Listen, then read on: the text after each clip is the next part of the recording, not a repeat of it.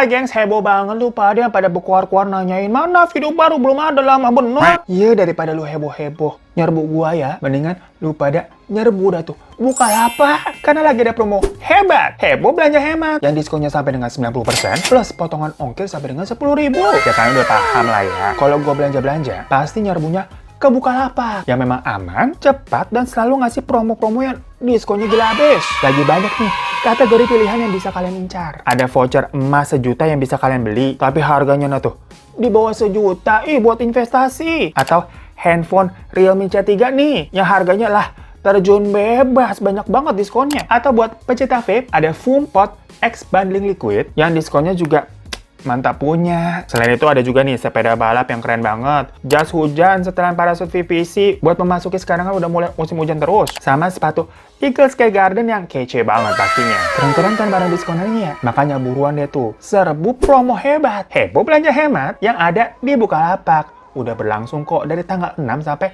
21 November nanti. Jadi buruan ya. Buat info selengkapnya, biasa langsung aja cek dan klik di deskripsi di bawah.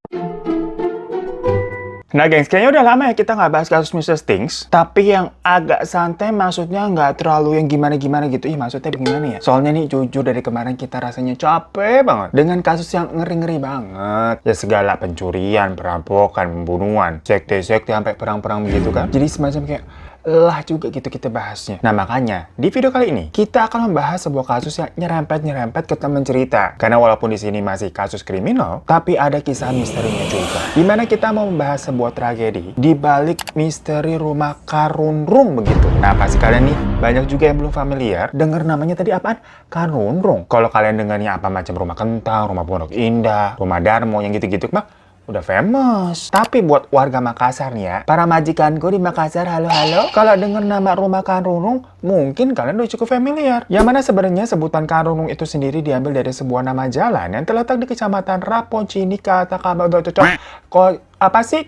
Raponcini, Kota Makassar, Sulawesi. Ribet banget mulut kita. Mohon maaf ya gengs, di awal-awalnya cukup belibet aja di mulut. Nah pokoknya di jalan itu tadi tuh ada sebuah rumah yang pernah menjadi saksi bisu, di mana terjadi sebuah kasus pembantaian. Satu keluarga semuanya tuh di dalam rumah di tahun 1995. Ya akhirnya memang itu rumah menjadi sebuah rumah legend yang katanya berhantu. Dan rumah ini juga posisinya dekat sama SMA Negeri 9. Yang waktu kejadiannya terjadi, beritanya sempat menjadi headline di mana-mana. Selama berbulan-bulan saking ngerinya gengs. Sudah pada lahir belum lu 1995? Kalau udah tua lu ketahuan. Nah, menurut masyarakat sekitar sana tuh, banyak versi nih yang melatar belakangi kejadian tragedi dari satu keluarga ini. Ada yang bilang karena katanya masalah warisan, adanya dendam dan perampokan. Ya balik lagi, namanya juga kisah-kisah urban legend. Tentang ini ada sebuah rumah horor, itu kan biasanya juga emang ada banyak versinya ya. Kayak tadi rumah Kentang, rumah Darmo segala macam kan, banyak tuh cerita-ceritanya. Yang jelas kalau di sini nih, pada tanggal 12 Mei 1995, rumah itu tuh sebenarnya lagi dihuni oleh satu keluarga yang terdiri dari bapak namanya tuh Ahmad Hadi atau lebih dikenal dengan nama Bapak Ahmadi, di mana dia tuh berprofesi sebagai seorang maklar tanah dan penjualan barang-barang berharga. Jadi mungkin kayak semacam beli rumah direnov dijual lagi, beli modif dijual lagi. Yang gitu-gitulah pokoknya, ngerti ya. Nah di tahun 1995 itu, daerah Karunrung sana tuh masih terbilang sepi banget. Mungkin kalau di sekitar sini kayak BSD zaman dulu tuh yang masih apa banyak rawa-rawa, belum se-elit sekarang, enggak. Menteng juga katanya kan dulu rawa-rawa ya. Beruntung banget makanya dulu belinya tanahnya murah, sekarang mau dijual. Kipas. Bahkan saking sepinya daerah Karunrung tuh, dari satu rumah ke rumah nih, biasanya masih ada jeda panjang atau lebar. Misalkan ada area persawahan atau tanah kosong gitu aja. Sepi soalnya gengs. Yang kalau malam nih kondisinya pastinya gelap, sunyi, dan juga agak-agak bikin bulu hidung berdiri begitu. Cuma kedengerannya apa?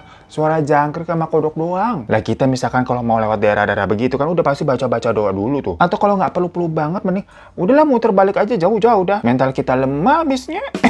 Tapi buat orang yang tinggal di situ tentunya ya biasa aja. Seperti keluarga Pak Ahmadi nih, yang kala itu merasa semuanya seperti malam-malam sebelumnya. Posisinya juga semua anggota keluarga ada di rumah. Di situ ada Pak Ahmadi selaku kepala keluarga, ada istrinya bernama Ibu Samsia atau Sisila yang lagi hamil 4 bulan nih gengs.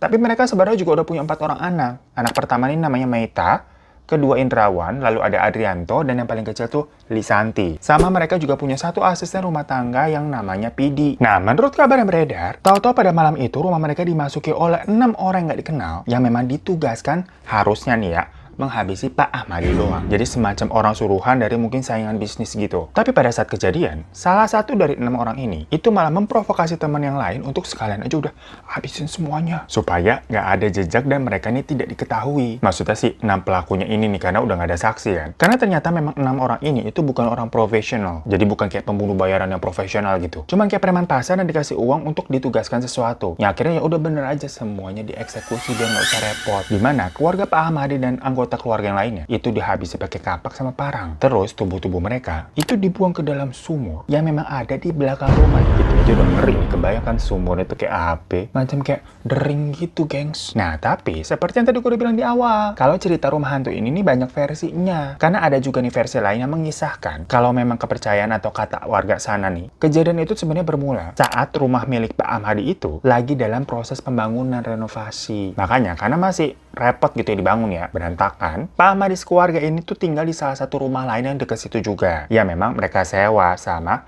rumahnya ini belum jadi. Tapi ternyata ada masalah antara Pak Ahmadi sama pihak kontraktor yang sedang ngerjain pembangunan rumahnya itu. Masalahnya sebenarnya biasalah, seputar pembayaran sama kesepakatan soal pembangunan yang dirasa-rasa tidak sesuai. Pihak kontraktor ini ceritanya nggak terima, ngerasanya pembayarannya tuh kurang, tidak sesuai dengan kesepakatan di awal. Tapi kalau dari pihaknya Pak Ahmadi, itu merasa ya saya bayar kurang karena pembangunannya tuh ada spek-spek yang memang dirasa hasilnya tuh nggak sesuai. Jadi ya disesuaikan harganya. Orang kerjaan lu juga nggak bagus gitu istilahnya gitu ya. Cuma karena itu nih pihak kontraktornya tadi merasa sakit hati dan kemudian gelap mata sampai nyuruh para pesuruhnya nih kuli-kuli bangunan untuk menghabisi keluarganya Pak Ahmadi. Cuman sama geng, setelah dihabisi, satu keluarga ini tuh dibuang ke sumur yang ada di belakang rumahnya Pak Ahmadi lagi dibangun tadi. Ya karena secara mendadak bisa dibilang keluarga ini berarti hilang ya. Soalnya kan di dalam sumur warga nggak ada yang tahu. Jadinya rumah itu terlihat kosong, kayak dibiarin kosong begitu aja selama beberapa saat. Nah disitulah muncul kismis, kisah-kisah mistis yang memang di luar nulur dan membuat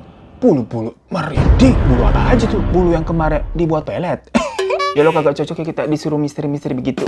Apalagi ternyata tuh kan suara kita udah cempreng lagi. Posisi rumah ini juga berdekatan dengan sebuah kuburan dan tanah kosong yang disinyalir menjadi tempat kerajaannya lelembut. Makan takut kita ini bener-bener kayak rumah-rumah di film-film horor. Udah jelas banget ya, ini rumah nih angker nih, horor nih. Serem banget gitu kan kelihatannya. Tapi ada aja nih tokoh utama yang ngeliat rumah itu, aku senang rumah itu, pokoknya aku harus tinggal di sini. Karena rumah itu sepertinya terlihatnya nyaman. Kadang kan kita suka gregetan nonton yang begitu-gitu ya. Kayak aneh-aneh banget sih kelakuannya, kabur lu. Kita kentut kedengeran nggak?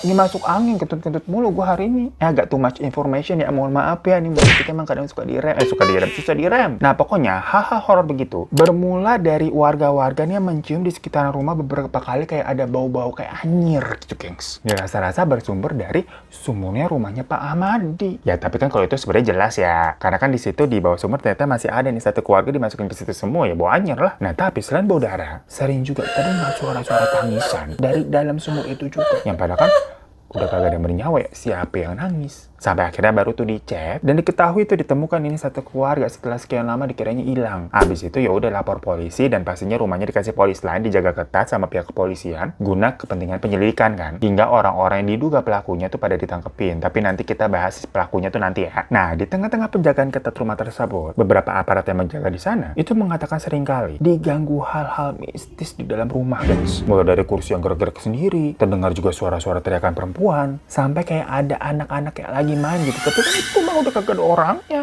Masalahnya juga nih, setelah semua tubuh keluarga ini dievakuasi dari dalam sumur, berarti kan udah kagak ada orang nih di dalam sumur nih. Di malam-malam berikutnya masih suka tercium tuh bau anyir dan suara tangisan dari dalam sumur itu. Rambut kita hari ini jelek banget ya, udah bodoh banget ya. Habis dari tadi kita hari ini masuk angin gitu sakit, tapi harus buat video, udahlah bodoh ya, udah kagak usah ngomenin rambut gua lu. Banyak banget distraksinya dari tadi. Nah, sampai-sampai nih ada kejadian. Kalau ada seorang pengendara motor yang tiba-tiba jatuh mental kayak selipaan. Ya suara kecelakaan motor kan pastinya heboh ya, beruap gitu. Langsung rame-rame ditolongin sama warga. Pas ditanya, kenapa mas tiba-tiba bisa sampai oleng di jalanan gitu? Orang jalanannya gede, kagak ada apa-apa gitu ya, maksudnya sepi. Lah, tau-tau kalau jatuh. Eddie bilang kalau sebelumnya si pengendara motor ini tuh lihat ada anak kecil yang tiba-tiba lari keluar dari halaman rumahnya Pak Ahmadi. Yang membuat si pengendara motor ini mau nggak mau harus banting setir, takutnya kan nabrak si anak ya. Tapi kan warga bilang, anak kecil nggak ada mas, orang rumah ini udah lama kosong. Si pengendara motor ini tuh percaya nggak percaya soalnya dia bukan orang situ. Karena dia yakin banget jelas-jelas tadi ada anak kecil gitu lewat tiba-tiba lari, makanya dia sampai banting setir. Makanya dia mabuk kan kagak. Ya awalnya warga masih positive thinking, emang anak siapa kali ya tadi tuh yang main-main ke situ kali ya. Namanya juga anak kecil suka agak iseng walaupun posisinya udah mau maghrib, udah mau malam. Anak badung kali ya. Tapi pas si pengendara motor nyebutin ini ciri-ciri si anaknya, deskripsinya tuh mirip banget sama anaknya Pak Ahmad yang paling kecil emang, yang bernama Lisanti. Dan ternyata banyak anak-anak warga di sana yang juga suka bermain-main di halaman rumah Karungrung itu dengan bilang kalau di sana ada teman mereka namanya Lisanti. Ya buat para orang tua yang dengar nama itu kan pada tahu Lisanti udah kagak ada. Tapi buat anak-anak lainnya yang ngiranya mungkin nggak serem kayak seperti main sama teman biasa. Ya walaupun memang tidak berbahaya. Cuma para orang tua kan parno sendiri ya. Anaknya main sama setan ya pasti dilarang. Mereka langsung melarang anak-anak mereka untuk dekat-dekat rumah tersebut. Nah itu kan baru arwah yang dikatakan sebagai anak yang paling kecil nih. Sedangkan keluarga Ahmadi kan punya 4 orang anak total. Waktu itu ada juga nih sebuah mobil taksi yang terlihat lagi berhenti gitu parkir di depan rumahnya Pak Ahmadi itu. Nah warga yang ngeliat gitu udah curiga nih. Ngapain tuh taksi berhenti lama di depan rumah itu? Yang jelas-jelas rumah Karungrung itu kan kosong. Disamperin tuh, diketok jendelanya si supirnya terus buka kan ditanya, kenapa Pak? Mobilnya mogok apa gimana? Soalnya berhentinya lama. Tapi si supir taksi ini bilang kalau dia lagi nungguin ibu-ibu sama perempuan lagi masuk ke dalam rumah itu buat ngambil uang katanya. Ya cerita-cerita begini kan cerita lama ya gengs, banyak banget udah. Makanya warga di sana kayak udah nebak, aroma-aromanya sama nih habis ditumpangin setan. Nah si supir taksi itu tuh sempat bilang juga kalau si ibu tadi tuh sempat ngobrol sama anaknya, dipanggilnya tuh namanya Maita. Ya dengan nama Maita yang memang merupakan anak pertama di keluarga Ahmadi, warganya langsung pada kayak bener ya dugaan gua. Pas warga ngasih tahu kalau gitu ciri-ciri ibu-ibunya begini-gini ya Pak. Dibilang iya bener. Ya udah emang mirip banget sama ciri-ciri ibu Samsia, istri dari Pak Ahmadi. Pas diceritain sama warga ya si supir langsung takut, tancap gas pergi. Terusnya lagi nih ada tukang becak. Pas lagi lewat jalan di situ tuh, si bapak becak ini berasa ada yang manggil dia. Pak, becak Pak. Ih kita jadi serem sendiri udah. Biasa aja, Pak, becak Pak. Nah biar vibe saya kita nggak ketakutan ya.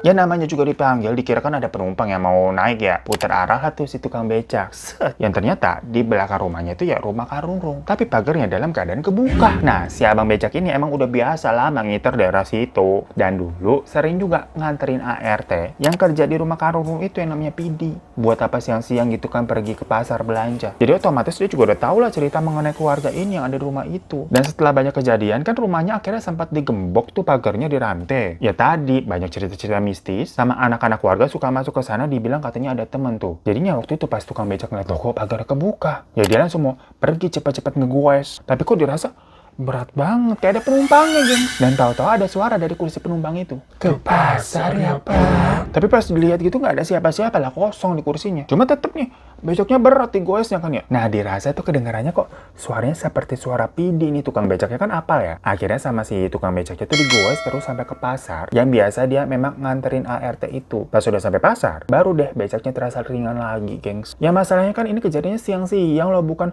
malam-malam nggak. Jadi kejadian-kejadian horor di sekitar rumah itu nggak melulu malam hari. Karena selain tadi tukang becak nih, beberapa tukang sayur, penjual ikan keliling, dan kayak ya orang-orang yang jualan itu banyak yang cerita juga loh kalau mereka nih pernah dipanggil sama seseorang perempuan yang tinggal di dalam rumahnya Pak Ahmadi. Rata-rata mungkin nih para penjualnya polos kali ya. Maksudnya dikira memang rumah itu mungkin sudah dihuni sama orang lain. Karena kejadiannya kan juga udah berlangsung lama. Dan itu juga lagi-lagi siang-siang bolong. Terik banget matahari. Mana ada sih yang nyangka horor-hororan. Dan mereka semua sebenarnya tahu rata-rata tentang cerita rumah Karungrung. Tapi ya, walaupun tahu nggak kenal dan pernah ngeliat penghuni atau warga dari keluarganya Pak Ahmadi kan. Ditambah lagi tadi juga siang-siang. Jadi mereka nggak menaruh curiga sama sekali. Dan tetap melayani perempuan yang tadi manggil mau beli. Dibayar juga kayak biasanya kok. Ya udah pergi kan. Nah para pedagang-pedagang itu tuh justru kaget setelah mereka nih sempat nanya ke warga sekitar. Jadi abis dari rumah tadi terus kan keliling lagi terus ada yang mau beli gitu kan. Nah ngobrol tuh ya biasa lah. Itu sejak kapan tuh rumahnya udah ada penghuninya lagi. Tapi warga di sana yang diajak ngobrol kan kayak bingung,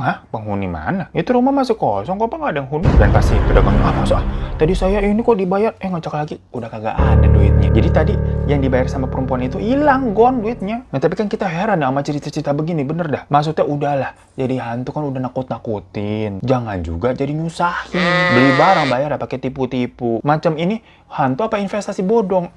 Nah, makanya hantu-hantu di situ akhirnya dianggap meresahkan, gengs. Ya namanya rumah kosong, kagak ada yang jagain. Biasa juga tuh banyak warga yang suka pada ini, bukan iseng sih, ngutil gitu tangannya jahat. Di dalam rumah kan ada apa macam piring-piring, gelas-gelas, keramik, sampai wajan diambilin tuh pada hilang. Nah tapi ya katanya orang-orang pada bandel-bandel begitu, rata-rata akhirnya pada trauma, ketakutan semua. Karena mereka mengaku rumah mereka tuh didatangi sama arwahnya Kusumia yang meminta barang-barang tersebut untuk dikembalikan. Coba menurut lo, lebih serem mana kalau begitu? Rumah lo diketok nih, didatengin debt collector, disuruh bayar utang. Apa rumah lo tonton diketok, disamperin setan, disuruh balikin panci lo? Ya akhirnya banyak orang yang langsung berbondong-bondong balikin itu barang-barang yang mereka ambil, dibalikin lagi ke tempat semula. Ya jadinya trauma. Nah akibat banyaknya kejadian aneh yang memang dialami sama para warga, orang-orang tuh rata-rata yang menghindari lewat rumah tersebut. Yang lewat aja masih suka diganggu. Perkara tadi kan kayak ceritanya tukang becak, tukang sayur, tukang ikan. Ya apalagi kalau masuk rumah itu. Jadi kalau lewat doang diganggunya kayak berasanya tipis-tipis ya. Tapi kalau udah masuk, apalagi berbuat ngutil gitu, malingin barang-barang kayak tadi, itu tuh seperti apa ya? Terkena kutukan, dihantui selama beberapa hari.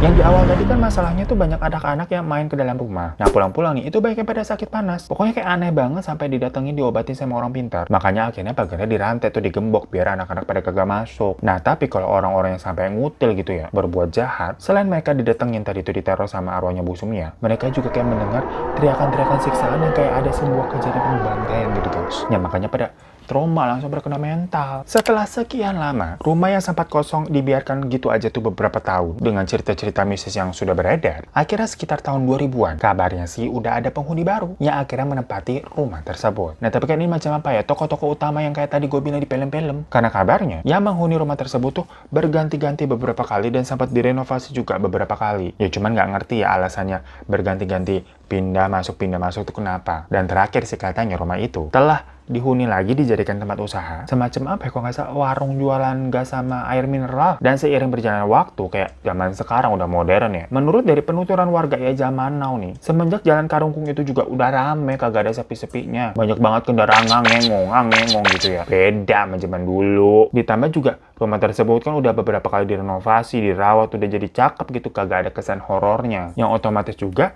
nggak ada lagi tuh katanya kejadian-kejadian horor di sana. Jadi buat orang-orang barusan yang pas denger cerita tentang rumah Karurung itu, masa sih orang nggak kenapa-napa gitu? Karena mereka juga baru tahu, baru dengar. Yang mana pas dilihat selama ini udah fine-fine aja. Tapi mungkin di sini ada warga Makassar sendiri yang deket nih rumahnya sama Jalan Karurung, boleh komen-komen cerita di bawah ya. Nah, setelah 28 tahun setelah kejadian tadi, salah seorang pelaku yang memang telah dipenjara berinisial NS, itu akhirnya dibebaskan, dan sempat juga loh diwawancarai di sebuah podcast di Makassar. Nah, dari hasil wawancara tersebut, NS ini bilang kalau pelakunya waktu itu ditangkap tuh ada 6 orang termasuk NS. Tapi 5 orang lainnya itu ditangkap di tempat yang berbeda-beda, sampai jauh-jauh gengs. Ada yang lari ke Jakarta, ada yang ke Kalimantan, Sulawesi, dan bagian-bagian pulau-pulau lain. Nah, sementara kalau NS ini ditangkapnya, itu masih di sekitaran daerah Karurung juga. Karena sebenarnya semua dari mereka itu ya orang dari daerah situ juga pada tahun itu. Cuma konteksnya dari 5 orang ini, itu semua nggak kenal sama Pak Ahmadi. Dan dipercaya memang mereka ini adalah orang suruhan yang diminta untuk menghabisi Pak Ahmadi. Tapi malah ya tadi menghabisi seluruh anggota keluarga. Kayak yang tadi udah kita ceritain di awal. Tapi berbeda dengan NS, yang ternyata masih ada hubungan saudara jauh dengan Pak Ahmadi. Nah, setelah dia bebas dari penjara, NS ini tuh mengaku kalau sebenarnya katanya bukan dialah pelakunya. Karena kalau menurut versinya NS, waktu itu sebenarnya dia udah lama banget nggak ketemu sama Pak Ahmadi. Tapi ya kenal karena kan saudara jauh. Sampai tahu-tahu dia baca di koran dan dengar dari orang-orang kalau Pak Ahmadi keluarga ditemukan di dalam sumur. Dari situ dia inisiatif untuk mendatangi rumahnya Pak Ahmadi untuk mencari tahu kebenarannya. Karena pada zaman itu kan kayak nggak ada handphone segala macem ya. Namun pas sampai di lokasi, NS tahu-tahu malah ditetapkan menjadi tersangka dan ditangkap. Nah, NS mengatakan kalau dirinya sebenarnya juga nggak kenal nih sama 5 pelaku lainnya. Tapi dibilang dia katanya berkomplot dengan 5 orang itu. Dia pokoknya ngotot kalau dia tidak terlibat sama sekali dengan apa yang terjadi di rumah Karurung. Tapi pada kenyataannya kan hakim memutuskan kalau dia bersalah dan divonis hukuman penjara 25 tahun bersama 5 orang tersangka lainnya. Cuma ya balik lagi, berarti kan itu tapi semua pengakuan dari NS ya yang telah dijatuhi hukuman bersalah. Sampai di tahun 1999, lapas tempat NS sama yang lainnya mendekam nih, itu mengalami kebakaran, di mana semua penghuni lapas tentunya panik dan berusaha menyelamatkan diri dengan menjebol tembok lapas. Yang alhasil ya di situ pastinya ada tahanan yang kabur, termasuk 2 di antara 5 orang tadi tuh pelakunya. Dan si 2 orang ini yang kabur tuh nggak pernah ketangkep lagi sampai sekarang. Plot twist ya, kayak banyak dramanya ya. Nah, sementara NS sendiri kan nggak kabur nih. Ya udah dia terus tuh menjalani masa-masa hukuman sampai akhirnya dapat remisi dan dibebaskan lebih cepat. Sementara 3 orang lainnya lagi itu dipindahkan ke Nusa Kambangan karena terlibat apa ya? ada kriminal dalam lapas termasuk katanya melakukan judi sama narkoboy juga, gengs. Jadi di dalam lapas juga ngedarin gitu, emang penjahat aja udah basicnya ya. Ya jadi di kasus ini tuh ada misteri di balik misteri. Selain tadi itu ada misteri rumah kosong yang katanya berhantu, tapi ternyata ada misteri lain juga, apakah Enak sini tuh ternyata beneran bersalah atau enggak. Ya tapi jelas ya kalau kenyataan satu keluarga ini tewas dimasukkan ke sumur tuh ya bener. Makanya buat para warga Makassar yang deket-deket tadi tuh Jalan Kanurung, boleh dong coba-coba cerita di bawah rumahnya tuh sekarang bagaimana ya. Yang gue denger sih, yang gue cerita tahu ya katanya udah rame iya, dan dijadikan tempat usaha. Nah kali-kali aja gitu ada cerita-cerita dari orang yang buka usaha di situ ya. So itu guys tadi Mr. Sing kali ini, yang sampai akhir pun warga Makassar tuh masih bingung dan nggak tahu motif dari para pelaku ini apa. Mungkin karena di tahun segitu, media informasi kan juga terbatas. Jadi tadi tuh kayak cerita-ceritanya banyak versinya, karena warga dengarnya sepotong-sepotong dari mulut ke mulut yang jadinya banyak ditambah-tambahin bumbu, makanya banyak versi. Ya tapi kalau menurut gue pribadi ya, dengar cerita dari Rumah Kanurung ini tuh kayak ya 11-12, sama cerita-cerita urban legend Rumah Pondok Indah, ataupun Rumah Kentang. Kan background basic horornya tuh karena ada satu keluarga yang tewas begitu kan. Ya cuma di Rumah Kanurung itu beneran kriminalnya sampai ketangkep nih pelakunya. Walaupun ada pelaku-pelaku yang bilang bukan saya pelakunya, jadi kita bingung ya. Jatuhnya mungkin lebih mirip Rumah Pulau Mas kali. Tapi yakin lah, rumah mah kalau sehoror apapun gitu. Tapi kalian rajin sholatin, rajin ibadahin, disapu, dipel, dilap-lap, pokoknya mau dirawat. Insya Allah semua setan pada minggat. Selain setan minggat, lu juga pasti jadi kesayangan tuh sama emak lu. Karena rajin bantuin beberes. Bukan rebahan doang kerjaannya. Ya gerak lu kerja. Ya udah terima kasih semua majikanku ya. Mentang-mentang majikan kita terus yang disuruh kerja. Lah ya bentar. Ah, emak gue baru aja ngomong kita suruh lu pada kerja. Kita lagi disuruh kerja. Ya udah ya. Terima kasih sampai jumpa lagi. Terima kasih lagi sejumlah. Ngomong apa sih? Terima kasih lagi di video selanjutnya. Assalamualaikum ya. Udah dipanggil emak gue.